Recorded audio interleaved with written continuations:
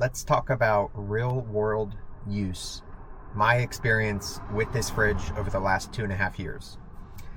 So I have taken this fridge in multiple camping setups. It's been in the backseat of my truck. It's been in the back of my pop-top camper. And now it fully resides in my hard-sided aluminum camper, and it runs 24/7. Over those past 2.5 years, I have thrown quite a few different scenarios at this fridge. I have taken it from California, Texas, Utah, Colorado, with a variety of weather conditions. It's withstood 100 plus degree temperatures in the back of the camper. It's held up well in cold winter mornings while camping. It's gone through washboard roads, bumpy Forest Service roads. I don't intentionally beat up my truck, but knowing that I have a fridge that will withstand pretty much any terrain that I throw at it, any weather condition, and pretty much any situation is a really good peace of mind. This is something that if you're in the backcountry or you're on an extended trip, you need to rely on the fridge functioning. The last thing that you want to do is be in a remote area and have your fridge die with all of your food in it. So to me, finding a balance of price point, reliability, space, and efficiency was a big deal. And to me, this fridge checks all those boxes. All right, so let's talk about the pros of the fridge. What does this fridge do very well?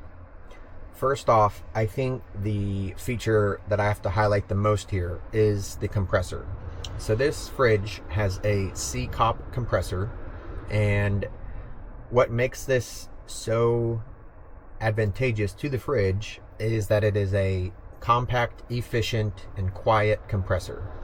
So what I mean by efficient is it doesn't have to kick on and off all the time. It is fairly power conservative. When the compressor is running, it only pulls 40 to 50 watts of power, and it should, depending on your weather conditions, it should pull about 218 watts of power per day. Now, I have a relatively robust power system, but before I had this, I powered this fridge off of a portable power station. I have mixed feelings about using fridges with portable power stations as far as capacity and strength of components, but it is possible, and it is 100% possible to power it off of a lithium battery setup. Now, I do have, my lithium is LiFePO4. I think that is a safer battery to use in a setup like this. But the point of this is this compressor is very efficient with its power usage, as well as it is not a loud compressor. With a small space like this, you don't want a fridge that has a compressor that will wake you up in the middle of the night.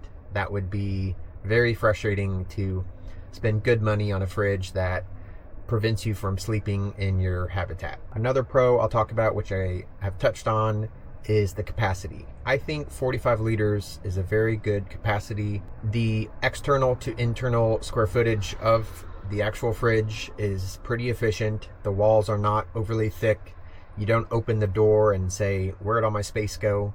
And the last 2 points I'll talk about, which I have mentioned, having a built-in light on the inside is a big plus. Finally, the last pro is just, it is a simple fridge. There's no Bluetooth connectivity. There's no digital touchscreen. It is analog push buttons on the side of the fridge to control it. It is very cut and dry in a good way. I prefer simple electronics on a piece of machinery like this, and I'm very pleased with the setup that it has.